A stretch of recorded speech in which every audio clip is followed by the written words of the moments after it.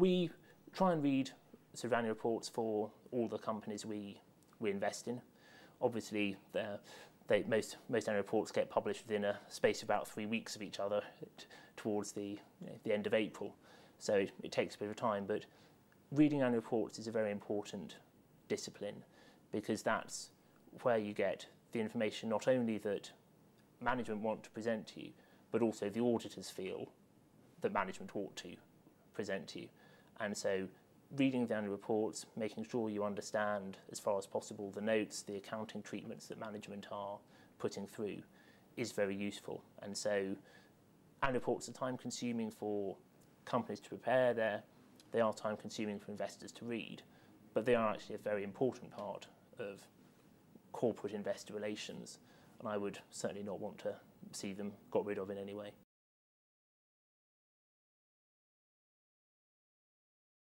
It can sometimes become too much of a presentational or too much of a spin, for want of a better word, and actually to get to the facts that the auditors want the company to present can be more informative than the facts the company wants to present. So video management presentations are useful, but it's incumbent on investors to try and get behind that information to see what's really happening in the underlying belly of the business.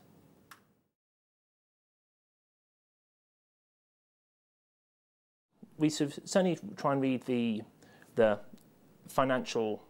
report, accounts, notes to the balance sheet with a reasonably fine-tooth comb. Also have a read through the management discussion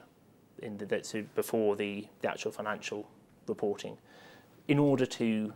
get a proper feel for what's going on, because the discipline of the annual report is a very clear point where management need to stop, take stock, present that story to investors. And Sarbanes-Oxley in the US has been a challenge for a lot of companies. It's produced a lot of extra reporting requirements and so on, but I think has actually helped improve the quality of annual reports by forcing management to say, okay, given we now have to certify these reports, we have to take responsibility for them, we actually need to take a lot of time to draft them properly. And I think because of that,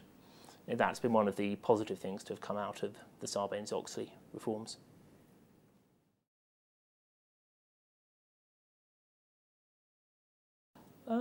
I think the corporate reporting is generally done pretty well, but that's because there's a very strict template that companies now have to follow. One area perhaps for improvement would be to say that companies should